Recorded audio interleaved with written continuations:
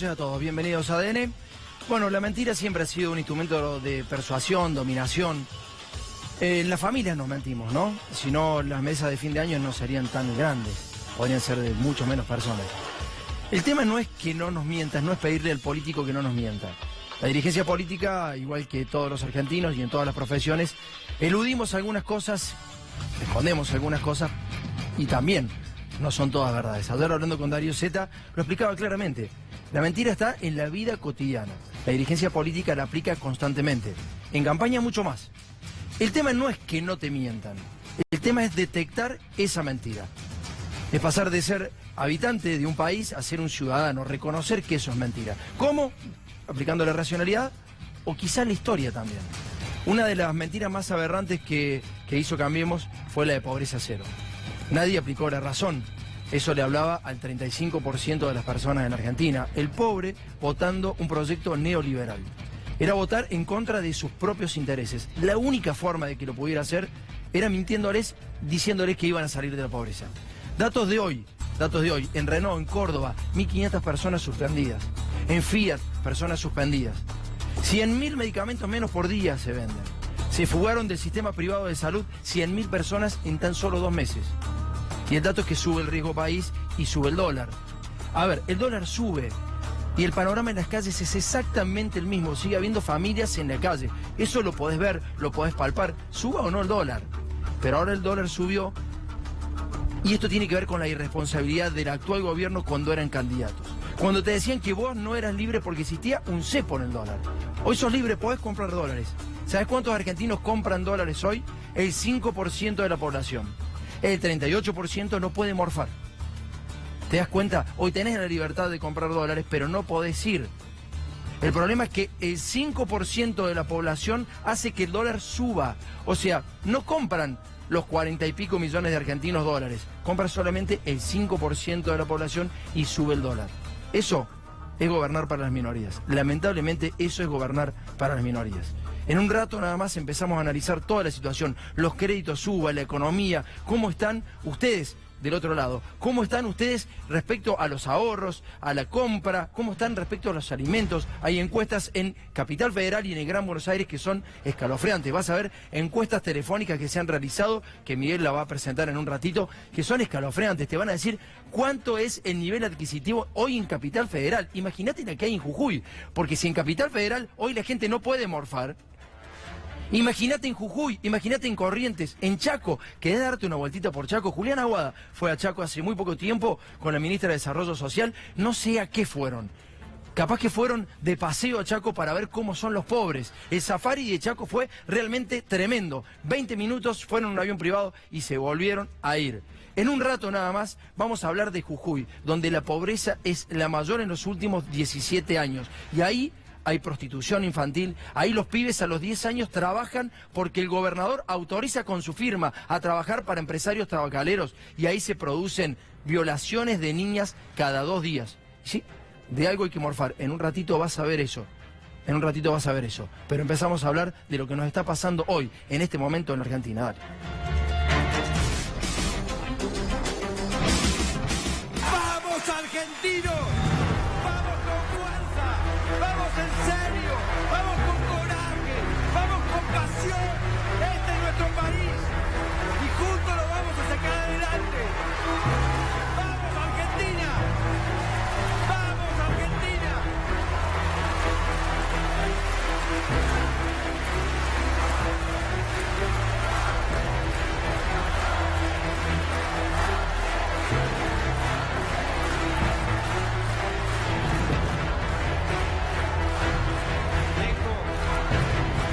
Oficialmente inaugurada la sesión extraordinaria del Congreso de la Nación. Muchas gracias.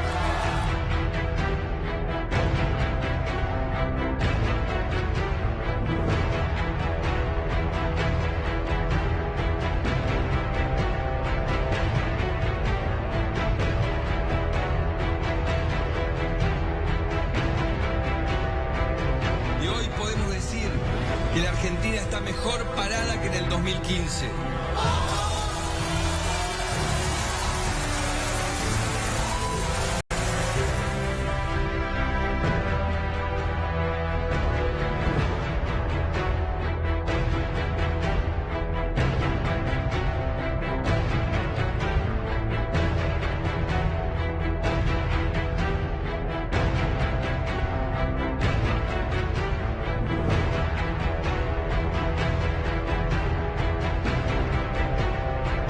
Este año esperamos una baja sustancial de la inflación que será un alivio para todos. Una baja sustancial de la inflación.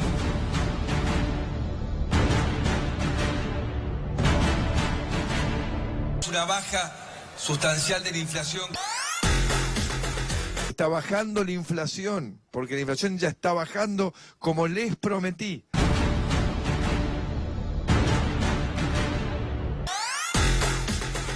Santiago, teníamos un problema gravísimo que era la inflación. ¿Este año cuánto va a ser? La meta es 17%. Yo me comprometí a que la inflación iba a bajar.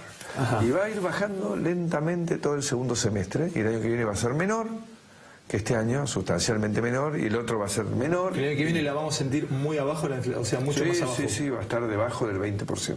Va a estar debajo del 20%. ¿El año que viene? Sí, el año que viene. ¿Debajo del 20%? Debajo del 20%. Al final del segundo año estamos en un dígito. Trate seguro, esto es lo más fácil. Al final del segundo año estamos en un dígito. Trate seguro, esto es lo más fácil. Lo más fácil que tenemos por resolver es la inflación. El primer día dije, tenemos que bajar la inflación. Lo estamos haciendo. Pero ahora viene en reducción permanente y va a seguir reduciéndose.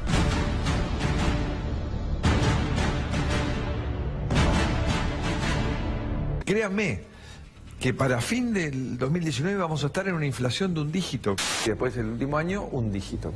Y la meta final es un dígito en el 2019.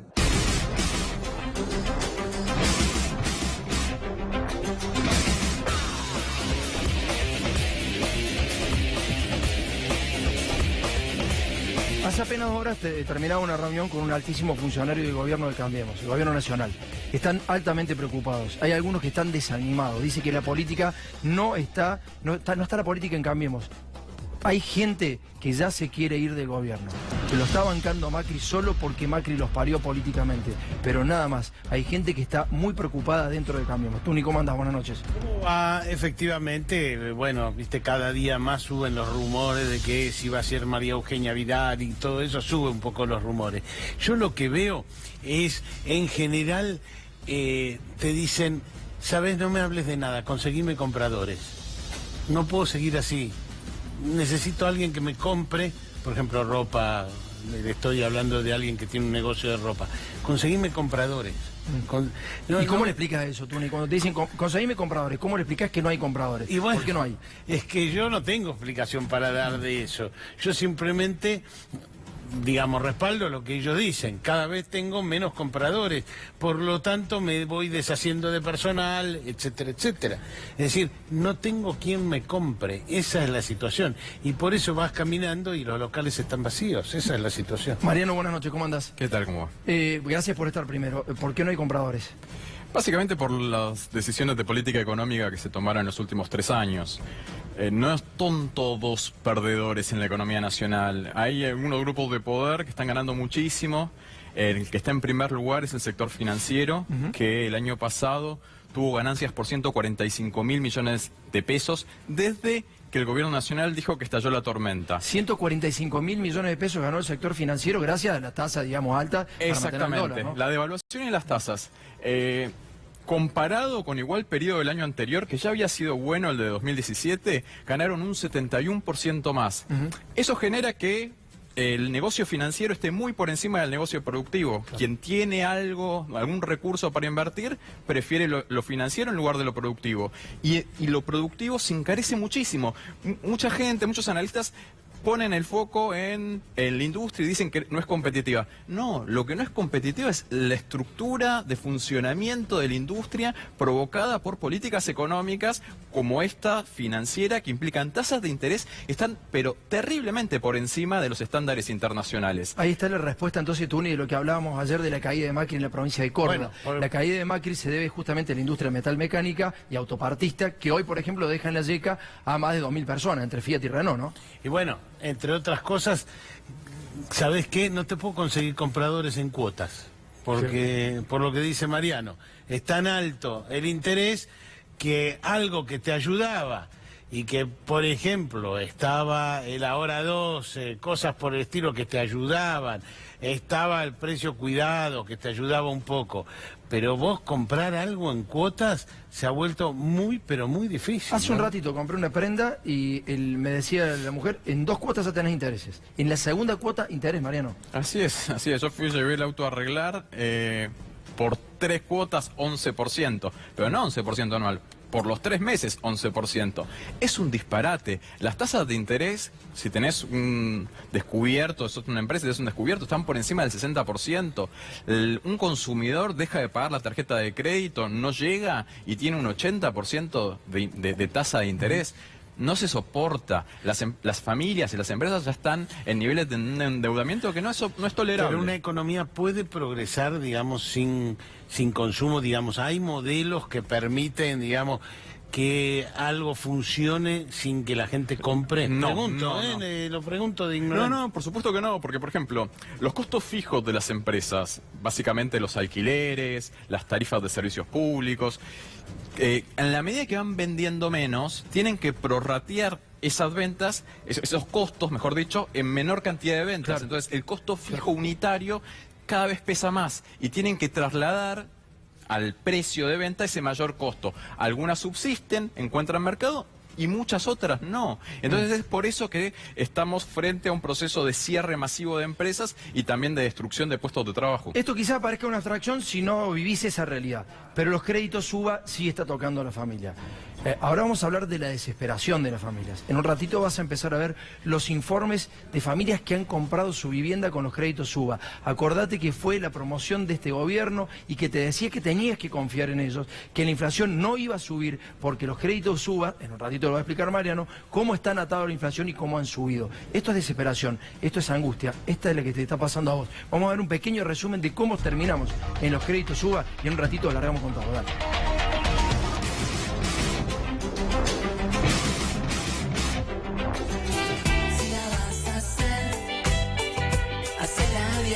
Estamos acá, en nuestro querido Banco Nación, para anunciar créditos hipotecarios a 30 años. Esto significa realizar el sueño de muchas familias. Me metí en un crédito UBA, que me quiero matar. Tu opinión sobre los créditos UBA, Martín. Mira, yo lo dije en su momento que los créditos UBA eran la mejor medida de política económica de los últimos 70 años, ¿no? ¿Se está haciendo muy complicado llegar a pagar la cuota? Muchos están en situación ya de morosidad, muchos con imposibilidad de llegar a fin de mes, muchos han perdido su trabajo, con lo cual para nosotros es una situación realmente agobiante. Cuando se dio la bomba, digamos, de los créditos hipotecarios, que fue en el año 2017, el presupuesto se decía que iba a ser una inflación de un 10% más menos 2%. Después se llegó a un 15% y finalmente terminó en un 48%. En ese contexto nosotros, con estos créditos que fueron muy promocionados por el gobierno. El sistema UBA que diseñaron, que fue muy exitoso en Chile también. Estamos poniendo todos los valores en UBA, ¿no? Es algo que nos tenemos que ir acostumbrando los argentinos. Este tema de hablemos de hipoteca va a ser normal. O sea, no hay una nota de cómo compro un agua mineral o cómo compro los caramelos, ¿no? Esto es un cambio que vino para quedarse. El boom del crédito hipotecario que se está viviendo en la Argentina. Cada 3 minutos una familia, un joven recibe un crédito hipotecario a 30 años. Yo esto lo he desafiado en reuniones con más de 400 personas, a ver si alguno estaba descontento por haber tomado un crédito UBA. Y eso es más bien una cosa teórica. No, la gente está muy contenta. El aumento mes a mes, al estar atado a la inflación, es siempre un 3%, 4%, 5%. Yo tengo un nene de 2 años, soy monotributista y no quiero el día de mañana. Tranquilo. La gente está muy contenta. Tranquilo, tranqui, vamos, bien, tranqui. Cuando algunos pensaron en qué me beneficio yo como argentino de que cumplamos con nuestras deudas, de que baje la inflación, en esto. Y eso se puede transformar en una oportunidad concreta de adquirir un crédito a 30 años. Si la vas a hacer, hacela bien. Hacela con tu 100%. Si la vas a hacer,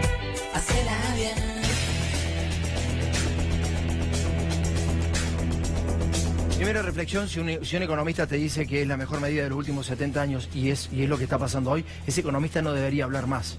Por lo menos públicamente debería hacerlo. Ese no es el tipo de análisis que uno necesita. O si no, está agarpado para que la gente entre en la trampa. Ahora, ese señor que intentaba llorar porque se acordaba de su hijo en su propia casa y que tenía que devolver su casa después de haberle agarpado, hay que pensar en esto. Pagaste un año y debes más. Está claro, o sea, pagaste un año, el doble de la cuota y después terminás debiendo más. ¿Cómo no se va a quebrar una persona? No va a avanzar porque uno le diga, bien, ahí. Porque está sufriendo, porque esa persona no va a poder garpar más su casa y sabe que la ilusión la está vendiendo. Mauro, ¿cómo andás? Buenas noches. Hola, Tomás. Buenas noches. Y me sumo a lo que decís vos para decir esto. González Fraga dice que la gente está contenta. La gente, de ninguna manera la gente está contenta. No puede estar contenta. Esta gente que estamos viendo y que vamos a ver y que visitamos son personas que compraron su casa después de alquilar muchos años, que compraron su casa después de vivir en un monoambiente o en un dos ambientes o en una casita más pequeña, buscaron ampliarse, tuvieron familia. Digo, la vida te lleva a eso, un hijo, dos hijos, todos merecemos vivir mejor. ¿Y qué mejor opción que ampliar la vivienda, la única vivienda, porque no hay gente que está especulando. Acá no hay gente especulando, no son inmobiliarias, sos vos, soy yo, es tú ni es Mariano, somos nosotros tratando de vivir un poco mejor. ¿Quiénes son los dueños de esos créditos, Mariano? Mauro, disculpa, los dueños de esos créditos son el sector financiero. El sector financiero, te lo dijo Mariano recién, ganó 1.500 millones, un poco más de 1.500 millones de pesos el año pasado. Vamos con la primera parte del informe. Dale. Hemos puesto un tope a los aumentos para darle previsibilidad, para que estén tranquilos de que la cuota no se va a disparar. La cuota no se va a disparar.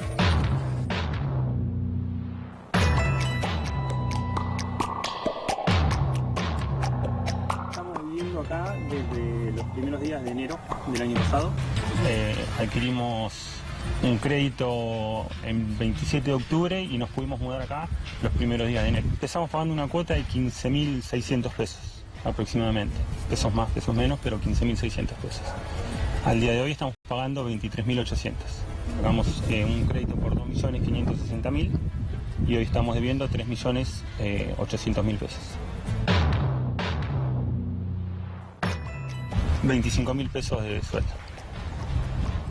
Y automáticamente cuando ingresa el sueldo se absorbe la cuota de los 23.800 y me quedan 1.400 pesos en la cuenta. Porque nosotros sabíamos las condiciones del crédito, que iba a ir aumentando la cuota y el capital, pero en función de la inflación.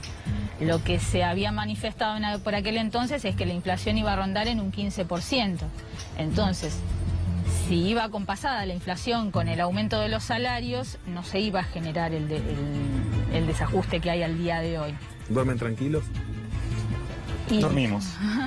Dormimos. Más o menos, porque el tema, cuando es un tema tan importante en la economía familiar, está en la cabeza constantemente. Bancos no van a perder nunca, ya ganaron muchísimo con nuestros créditos y no van a perder. Acá si alguien pierde somos nosotros. Si no podemos pagar, nos rematan la casa.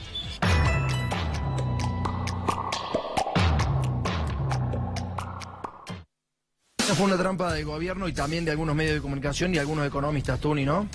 Mamita querida, es decir, empezaron pagando 15.000, ahora pagan 23.000, casi 24.000, y debían al principio 2.300.000 y ahora deben 3.800.000. Es decir, vienen pagando y deben mucho más que antes y tienen una cuota mucho mayor que antes y tu sueldo, sobre todo, supongo, Mariano, no aumenta ni remotamente en esa proporción. No, los salarios del sector privado registrado el año pasado aumentaron un 29% y según el INDEC la inflación fue del 47,6%. Pero el problema acá es que el consumo de los sectores medios, medios bajos, los sectores que compraron a través del UVA, se destina fundamentalmente a alimentos, remedios, bienes, servicios públicos, bienes insustituibles que aumentaron mucho más que ese 47,6%. Entonces, la porción que le resta para pagar el UVA lo deja fuera de juego, no pueden comprar otros bienes y servicios. Y es por eso que el consumo de la economía nacional me cuesta entender la lógica que debían 2.300.000 y ahora deben 3.800.000. Y encima vienen pagando. Sí, y bueno. ahora deben mucho más que antes. Es porque- tremendo, sí, sí, sí. qué sé yo, da una angustia increíble. Sí, el crédito, lógicamente, como estaba pautado, está vinculado a la inflación más la tasa de interés UVA que cobran los bancos, que viene subiendo constantemente. Había Está bien, arrancado... pero vos tenés un crédito de 2.300.000, te tomo que vas a 2.500.000, pero ya pagaste además. Sí. Encima vas a 3.800.000, se multiplicó casi por 2 lo que debes. No, y no, vas ahí a tú seguir ni- pagando y cada vez vas a deber menos, más. Ahí me parece que tiene que ver, está bien eso el concepto de reiterarlo, porque la verdad que es increíble que vos estás garpando y encima va todo en ese sentido. Ahora, no es que el tipo le sobra la plata, gana 25.000 pesos y paga 23.500 pesos de cuota, o sea, le quedan 1.500 pesos por mes. Ahí está el problema, ahí es cuando va a vender su casa. Estoy de Y hay acuerdo. otro tema más, que también empiezan los alquileres a hacer un gran negocio, porque cuando vos cuando no tenés tu casa y te fuiste al crédito UVA para no pagar el alquiler, los alquileres también, nadie te quiere hacer un contrato por 2 años, ni siquiera por 1 año, y entonces se ponen de moda los alquileres por día, y estamos hasta las manos. Este es el problema de los créditos UVA hoy, y este es el gran problema de la crisis y la mentira del propio presidente Mauro, ¿no? Sí, acá Tuni decía una palabra crucial y es angustia. Tuve la posibilidad de dialogar con varios damnificados ante esta situación y todos coinciden en 2 aspectos. Uno, que quieren pagar. Y el segundo, lo que les cuesta dormir pensando en que les pueden rematar la casa en cualquier momento. Vamos con la segunda parte del informe, dale.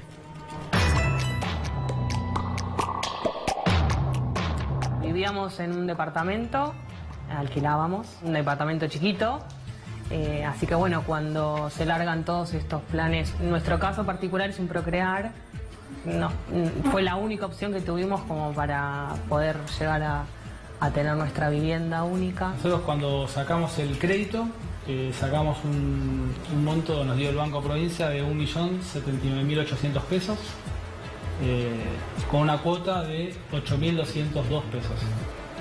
Eso en enero del 2018. Hoy el monto del crédito pasó de 1.079.000 pesos a 1.579.000 pesos. Es decir, un 46, casi un 47% de aumento. Debemos más que el día que nos dio el crédito, ¿no? La cuota inicial, como te comentaba, era de 8.200 pesos y hoy, que pagamos esta semana, 11.500 pesos, es decir, un 40% más de la cuota inicial. Puede haber pagado 1 año, las 12 cuotas con el incremento que se vienen dando, hoy debemos un 46% más. Como venimos, dentro de 10 años, como no siquiera nos podemos imaginar cómo va a ser esto. Y la casa no es nuestra.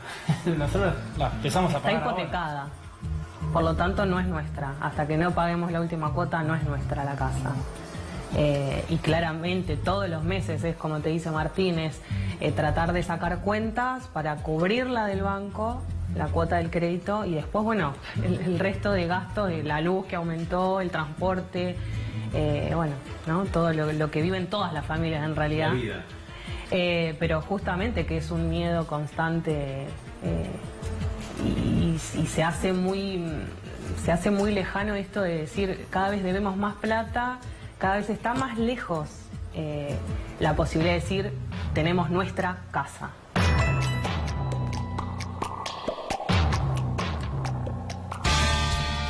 Todavía falta la mayor ganancia de los bancos, que es quedarse con las casas. Fíjense lo que pasó en España y en Estados Unidos, la burbuja inmobiliaria, en este caso sería algo similar. A los bancos les falta la ganancia de quedarse con la casa. Pero el dato más llamativo e impactante lo tiene Miguel en su mano. Miguel, ¿cómo andás? Buenas noches, Tomás. Acá vamos a ver una encuesta de la consultora Fonobot que lo que buscó determinar es cuál es el poder de compra de la población. Lo que hizo Fonobot es hacer con una geolocalización preguntas en Ciudad de Buenos Aires y en el conurbano para saber específicamente, en definitiva, si llegan o no llegan a fin de mes los encuestados. Le preguntaron específicamente, primero, si podían ahorrar y cubrir sus necesidades. 1. 2, si no podían ahorrar pero cubrían las necesidades básicas. La pregunta 3 es si apenas les alcanzaba para los alimentos y para los servicios, y la cuarta es si era insuficiente. Vamos a ver, estos son los resultados y el promedio. Fíjate, un 42,49%. Casi un 43%. Es un 43%. 4 de cada 10 personas responden que no les alcanza para la comida y para los servicios. Es impresionante. Es impresionante. Es una fotografía de la crisis económica. Estamos hablando de Buenos Aires. Estamos hablando de Ciudad de Buenos Aires y conurbano bonaerense. Por eso te digo, traspola estos datos a las provincias más pobres del país. Pero esto pasa en Buenos Aires. El 10% solamente puede ahorrar, Miguel. Solamente el 10% dice que puede cubrir con sus necesidades básicas y que le queda para ahorrar. Pero vos fíjate, hay un 15% de la población que dice que apenas puede cubrir con las necesidades, pero que ya no ahorra. Bueno, entonces, entre la gente que no llega a fin de mes y la gente que llega solamente a fin de mes, tenés más del 73% de la población. Veamos la próxima placa, por favor, Jorge, dale. Acá tenés en la otra la diferencia entre Ciudad de Buenos Aires y el conurbano. Y fíjate, hay un 43,77% en Ciudad de Buenos Aires que dice que no le alcanza para comer y para los servicios. Y es más alto incluso que en el conurbano. Impresionante. Es impresionante, puede tener que ver, algunos plantean, con la dificultad y que en Ciudad de Buenos Aires puede ser más caro incluso. El costo de vida es más alto, evidentemente, pero también el ingreso es más alto que en el conurbano.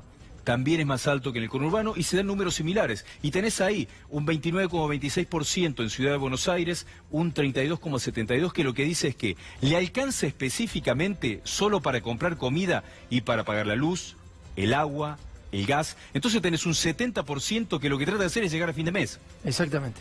Algunos pueden y otros no pueden. Algunos no pueden, otros no, y en los dos casos se da un 10% de privilegiados que lo que plantean es que ellos pueden ahorrar. Y después tenés un 15,02, un 16,28 que cubren las necesidades básicas. Gracias, y que no pueden ahorrar. Me voy a la mesa entonces a hablar con Mariano de esto. Justamente quiero que me dé una reflexión de lo que acabamos de ver. Mariano, ¿está muy lejos de la realidad?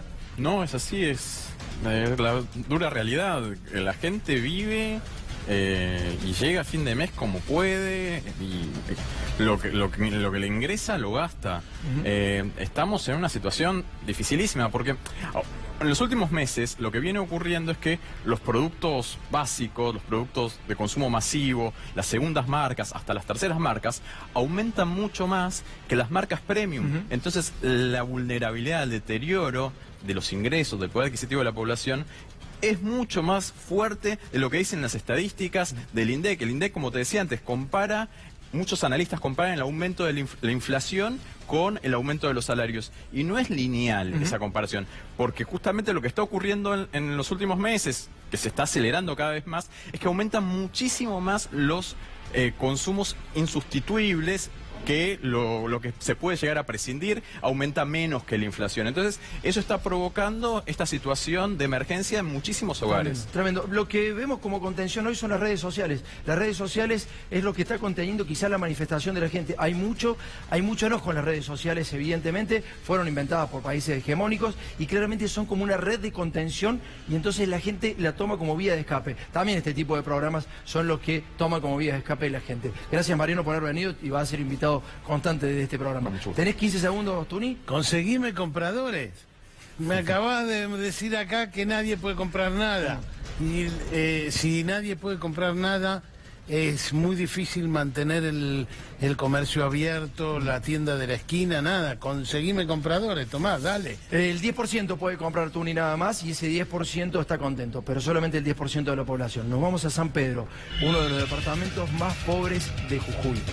Jujuy es una de los emblemas de Cambiemos. Ahí hizo el cierre de campaña de Mauricio Macri. En San Pedro estuvo Mauricio Macri, prometió pobreza cero, pero hoy la situación es desesperante. Los pibes de 10 años trabajan y las nenas son violadas al cambio de dinero. ¿Sabes por qué? Porque esas nenas comen igual que vos, Mauricio.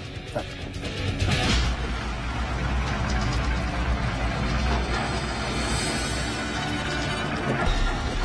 De 12 años en Jujuy, violada, embarazada. En este caso de la nena violada de Jujuy. En su pueblo, en San Pedro, por un vecino de 60 años. Obviamente está autorizado por la justicia porque la ley lo permite. No, la ley no lo permite.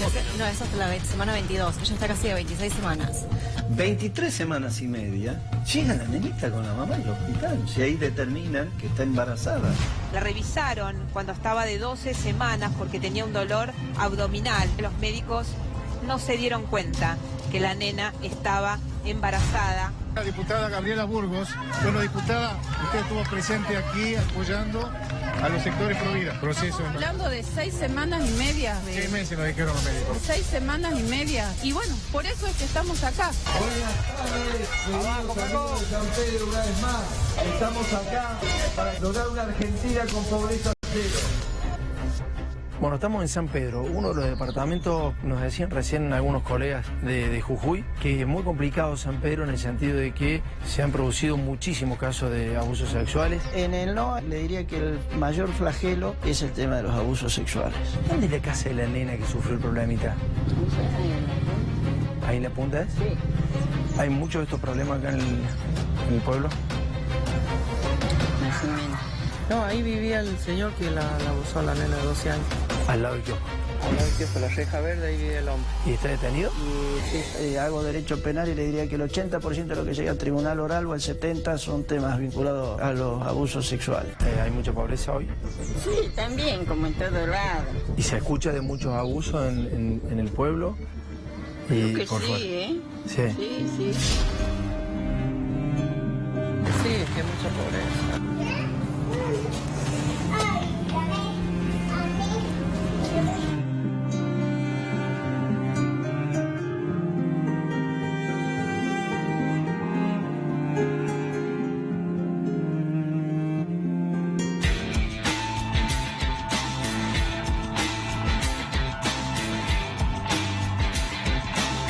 La única intervención directa política en este caso fue solamente cuando se le iba a hacer la intervención a esta nena que finalmente se le practicó una cesárea. Esa fue la única intervención política. Apareció el gobernador de Jujuy, aparecieron diputados, todo simplemente para hacer campaña a favor de lo que sea. No importa de qué, pero estaban todos sentados en la mesa de Mirta Legrand, estaban en los medios jujeños, estaba como instalado el tema y entonces la política intenta aprovecharse de esa situación. Pasó esto, a la nena le quedó una marca tremenda. Sigue viviendo al frente de la casa del violador, sigue siendo una víctima y no llegó nunca más nadie. En todo San Pedro, la segunda ciudad de Jujuy, hay solo 3 trabajadores sociales. Jamín, ¿cómo andás? Hola, ¿qué tal? ¿Bien? ¿Cómo estás? Bien. Celeste, buenas ¿Qué noches. tal? ¿Qué tal? Bueno, ¿cómo vivieron el caso de Jujuy de esta nena? También después sucedió en Tucumán y acá en Jujuy, en San Pedro, particularmente están pasando este tipo de violaciones casi todas las semanas. ¿Cómo están viviendo eso? ¿Cómo lo ven? Uf, ¿qué? ¿Por dónde empezar? Claro. Es una realidad muy extendida la de la violación. Hay muchísimos casos, muchísimos más de los que vemos en los medios. Algunos cobran más relieve mediático, pero en realidad esto es bastante usual. Sí, las estadísticas dicen que 1 de cada 5 niñas es abusada sexualmente en su niñez. ¿Sabés que estaba instalado en el pueblo? En el pueblo está instalado como la idea de que hay prostitución infantil, como que la nena decide trabajar con su cuerpo, digamos, ¿no? ¿Qué nena puede decidir trabajar con su cuerpo? Empecemos por ahí. Realmente, ¿qué nena puede decidir trabajar con su cuerpo? ¿Qué nena tiene una idea, digamos, tangible de lo que es entregar su cuerpo sexualmente? Una niña, estamos hablando de niñas, estamos hablando de nenas de 12, de 11. A mí me parece que ya ese concepto directamente está equivocado desde un principio. La niña decide, es como decir que una niña, que una menor embarazada, bueno, tal vez se lo buscó. No, una menor, una niña embarazada es sí o sí una niña violada. Lo mires desde el punto de vista del que lo mires, o sea, no hay opción. Bien, te corto acá porque vamos a hablar con la madre. Y vas a escuchar el testimonio de la madre. La mamá de esta nena cuenta cómo está. Al principio intentamos hablar con ella. No fuimos por la causa judicial porque no queremos comprometerla. Se decía y dicen en el pueblo que esta mujer la explotaba sexualmente. Esa mujer evidentemente que es una víctima igual que su hija. Fíjate cómo funciona el patriarcado, que los vecinos se pusieron a favor directamente del señor violador, del tipo que había violado. Casi todo el pueblo estaba a favor del tipo que había violado a esta menor. Dale.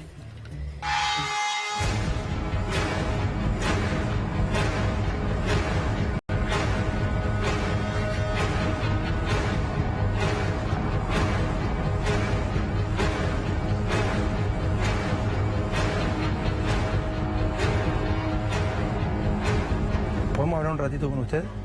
¿De qué querían hablar? No, queremos ver cómo fue la situación, cómo está su hija, cómo fue después de todo esto. No, ella está bien nomás. ¿Está bien ella? Sí. ¿Fue muy duro? Sí. ¿Qué es lo que realmente quieren saber? Eso quiero saber, cómo está ella, cómo sigue la vida de ella. Siguen faltándole, no le respetan más que nada a ella. Hablando mil cosas, diciendo mil cosas. ¿Y su hija está bien? Sí, ella está bien, ella está tranquila. Únicamente a veces cuando sale ahí a la calle, todo el mundo la mira, todo el mundo se ríe. Acá en este barrio, todo el mundo se le hace la burla. ¿Por qué son así con mi hija? ¿Ah? Si más bien mi hija es la víctima. ¿Su hija va al colegio? Sí. ¿Y cómo ve que va a empezar la escuela después? No sé. Va a ser muy complicado, ¿no? Sí, muy complicado. ¿Por qué? Porque aquí tengo, como le digo, acá la mayoría de los vecinos están para juzgarte y no para darte una mano. Hay muchas complicidades de los vecinos y de la gente con... El hombre compraba porquería a todo el mundo acá. Todos los que venden droga, venden cosas robadas, el hombre le compraba. Ahora, si salen a favor de él porque ya no tienen quien le compre, bueno, hay mucho para darse cuenta. Hay mucha droga. ¿Sí? ¿El gobierno ha venido, ha hablado usted con el gobernador, con algún ministro, algo? No. No. Con la asistente social no. Nada más. ¿Y cada cuánto viene el asistente social? Yo estoy yendo una vez a la semana ya. Pues, ayer mismo fui. ¿Y no vienen acá a ver a su hija, nada de cómo está la situación? Ella vino una sola vez, después que ya le dieron de alta, ella vino una sola vez. Nada más. Nada más. O sea, el gobierno se borró, digamos.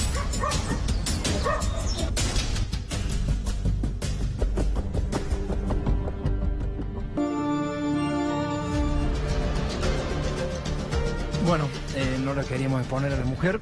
¿Qué tienen para decir de eso? Sí, igual está expuesta, ¿no? Está expuesta. Eso habría que también evaluarlo. ¿Hasta qué nivel estamos exponiendo a estas personas que son víctimas de una realidad de la que no pueden escapar, de la que a veces ni siquiera tienen registro? Estamos acá hablando de esta mujer, de su hija. ¿Quiénes somos nosotros? ¿Dónde estamos parados? ¿Qué es lo que tiene que cambiar? ¿Cómo es el sistema de fondo que tenemos que cambiar? Porque esto parece anecdótico y en realidad hay un montón de cuestiones de base con las que convivimos, que naturalizamos. Es un entramado de un montón de aberraciones que conviven en nuestra sociedad para que pasen estas cosas. Lo que dice Jazmín para mí es clave, porque estamos visibilizando a la madre que con una claridad en un momento de sufrimiento dice quiénes son los responsables. ¿Por qué visibilizar a ella y seguir hablando de la niña? ¿Por qué no hablamos de los responsables? Claro. Tanto del gobernador... Se habló de los responsables. No, sí, no es a vos, digo, ¿dónde focalizamos, no? Y había un detalle que decía, bueno, ¿qué va a pasar cuando vuelva a la escuela? Primero hablar de la educación sexual integral y segundo decir que la escuela está funcionando como un lugar de contención de todas estas situaciones, porque a veces, y yo soy docente y estamos en un contexto La de mujer paro dice que también... no. En San Pedro no funciona. No como funciona, condición, por al supuesto. contrario, Hay digamos. provincias donde no se aplica la educación sexual integral. Y en Muchísimas, Tucumán, la mayoría. Y acá, en Ciudad de Buenos Aires, que pareciera que sí, tampoco, el presupuesto se reduce. La madre dice que sigue siendo más víctima. En la escuela ahora la vas a escuchar hablar. Totalmente. Digamos, de algún lado o de algún hecho hay que tomarse. Esta mujer decidió hablar de esta manera de su hija y fuimos a ver qué pasaba con su hija. Lo que no ha hecho el gobierno, la ausencia del gobierno. El gobierno supuestamente se mostró proactivo durante la cesárea que le practicaron a la nena. Había diputados nacionales en el hospital tratando de evitar que se le realizara la cesárea. Había médicos en contra de esa cesárea. Pero ¿qué pasa después? Fueron abandonados, claramente. Vemos la segunda parte y bueno, y sacamos conclusiones. Dale.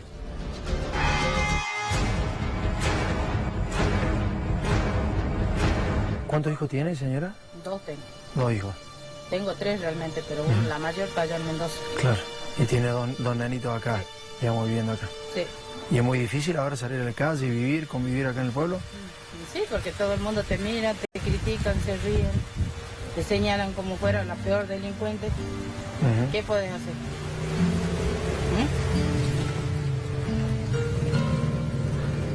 ¿Cómo cree que va a seguir la vida de ella? ¿Va a poder seguir estudiando?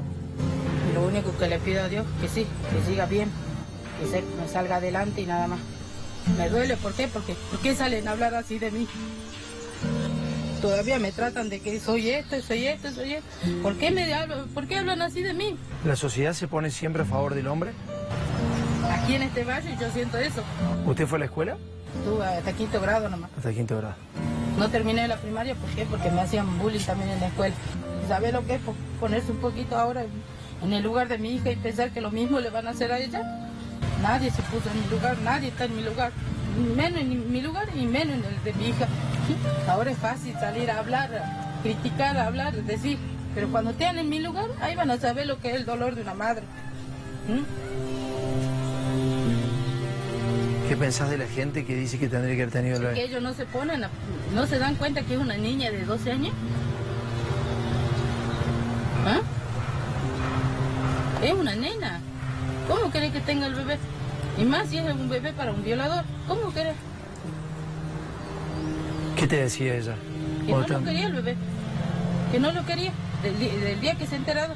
No sé si más antes ella no se sabía dar cuenta, porque yo, para decir que ella nunca se ha dado cuenta que estaba embarazada, no sé. Es una nena. Ella, del día que se enteró ahí en la salita de que estaba embarazada, ella me ha dicho: mamá, no lo quiero el bebé, no lo quiero y no lo quiero y no lo quiero. Hacérmelo sacar. Estaba muy mal. Sí, lloraba. Lloraba, se ponía mal. ¿Sabes lo que es ver a tu hija todos los días así? Hasta el día que la han operado. ¿Ah? Y ahora que todo el mundo salga. Yo sabe lo único que he dicho a varios así conocidos míos. ¿Sabe cuándo se van a dar cuenta la gente? Cuando el día de mañana le pase a una de sus hijas y su hija le pida: por favor, mamá, no quiero este bebé. Ahí se van a poner, a ver si van a pensar en decir no al aborto, sí a la dos vidas, sí esto. Ahí vamos a ver si se van a poner a pensar un ratito.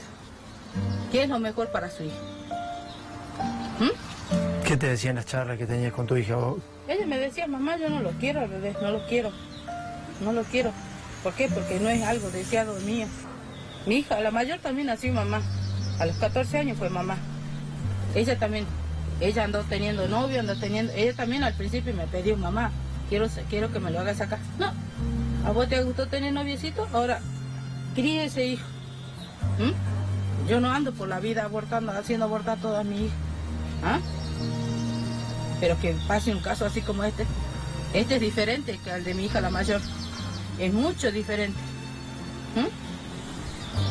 Ahora, para que me salgan a atacar que soy una asesina, soy esta. ¿Por qué asesina? ¿Ah? Si lo único que hice es cumplir la voluntad de mi hija. Más si queda embarazada por un viejo sucio que la ha abusado. ¿Ah? Eso no se ponen a pensar la gente. Bueno, muchas gracias. ¿Podemos pasar esta charla? Bueno.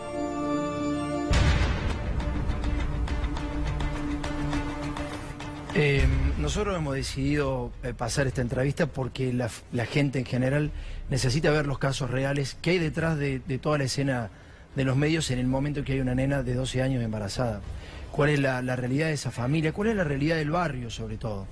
¿Cuál es la realidad del pueblo y cuál es la realidad política? Nosotros somos un programa de periodismo político y entendemos que la política en estos casos está ausente, claramente ausente. No sé qué tienen para decir. No, lo primero, la diputada radical que fue impedir algo que ya es ley. Eso es importante remarcar. Desde 1921, desde que está el Código Penal, los abortos en estos casos, en los casos de violación, deberían ser garantizados. Digamos, una diputada de la Nación no se puede ir a oponer a algo que es legal o debería dejar de ser diputada. Eso por un lado. Y en la realidad, a mí me parece interesante marcar lo siguiente. Si por parte del Estado no hay un acompañamiento en estas situaciones, si no se permite, si hay diputados que van y apoyan, ¿qué va a hacer una persona, este hombre que viola? ¿Cuál es el reflejo que hay, no? ¿Cuál es el reflejo por parte del Estado? Que se puede hacer cualquier cosa. Entonces, me parece que es importante acá marcar cuáles son las responsabilidades. Hay alguien que por supuesto la embarazó y la violó, pero también una responsabilidad estatal respecto de cómo se garantizan en estas situaciones. Ella decía, a mi hija mayor, ¿no? Comentaba que su hija mayor en una situación de no cuidado, no sabemos, quedó embarazada. Y en esos casos también las mujeres pueden decidir. En los casos donde hay fallas en los métodos anticonceptivos también se tiene que decidir. Pero estamos discutiendo aún más atrás. Estamos discutiendo que niñas violadas no tienen derecho a abortar cuando ya está consagrado. Me parece interesante también marcar otra cosa, cómo el Estado apoya ciertas políticas. Hoy en el Congreso de la Nación se presentó un plan, un 0800 por parte de una alianza de iglesias evangélicas financiado por el Estado, que le dieron 1.300.000 pesos para un 0800 para acompañar embarazos vulnerables. Y dicen, para que no sea la primera opción el aborto, como si eso fuera una primera opción, si todavía no es legal, ¿no? Claro. Entonces, son organizaciones que van en contra de la ley y que contradictoriamente están teniendo financiamiento estatal. Entonces, nosotras eso, como campaña nacional por el derecho al aborto, lo denunciamos fuertemente. Ante un Estado ausente, les llegan muchos llamados de chicas que pasan esta problemática. Sí, bueno, sí, a nosotras sí. ¿Les llegan? Muchos, sí. Sí, nos llegan porque al ser un tema que es tabú hay mucha falta de información y mucha, digamos, A quien le sucede que se ve envuelta en una situación de un embarazo no deseado está absolutamente desorientada y sin ningún tipo de guía y sintiéndose culpable y sintiéndose criminal y no hay un lugar respetado para lo que es la decisión sobre el propio cuerpo y sobre el propio sistema reproductivo, ¿no? Como si la decisión de gestar y de parir no estuviera en manos de una, sino en manos, ni siquiera te diría del Estado, porque ya no estamos hablando del Estado, estamos hablando de un conglomerado de fuerzas que yo ni siquiera diría que están a favor de la vida, están en contra del derecho de la mujer a decidir y a ser soberana sobre su propio cuerpo, me parece que es una distinción muy, muy importante. Pero en estos casos, en donde estamos hablando de niñas, en donde estamos hablando de niñas violadas, en donde estamos hablando de niñas que están pidiendo algo que el Estado debería otorgarles porque es un derecho, es el artículo 86 del Código Penal. Correcto. Y sale todo este conglomerado de fuerzas que llámese iglesia, llámese políticos, aliados a la iglesia, que empiezan a oponerse, empiezan a escrachar a una nena de 11 años que además de ser violada, se siente culpable, se siente señalada y se siente expuesta porque está pidiendo algo que legalmente le corresponde. Bien. Chica, es una vergüenza. Lo que quiero decir es, si no empezamos a cambiar la mentalidad de fondo, si no empezamos a aplicar educación sexual integral y laica en todas las escuelas del país, esto va a seguir sucediendo. Y por supuesto, si los victimarios siguen estando libres, también va a seguir sucediendo. Entonces hay que atacar la problemática de fondo. No tiene que ser una anécdota. 15 segundos, por favor. Antes que nos despidas, lo que decía Jazmín, hay muchas mujeres que no saben a dónde acudir, pero también como campaña tenemos conformado una red de profesionales de la salud por el derecho a decidir que sí garantizan derechos, así que por favor comuníquense, estamos en todo el país, son profesionales que garantizan la salud y la vida. Escríbanos a nuestras páginas. Gracias a los dos por haber venido, en serio. Muchas gracias. Nos vamos a la tanda. Nos quedó una nota con dos abogados que habían interpuesto recursos jurídicos para que no se produjera esa cesárea. Esos abogados no se presentaron ante el gobernador Morales cuando autorizó a los niños de 10 años a trabajar para las tabacaleras. Eso también es derecho a la vida. Nos vamos a la tanda, ya volvemos, dale.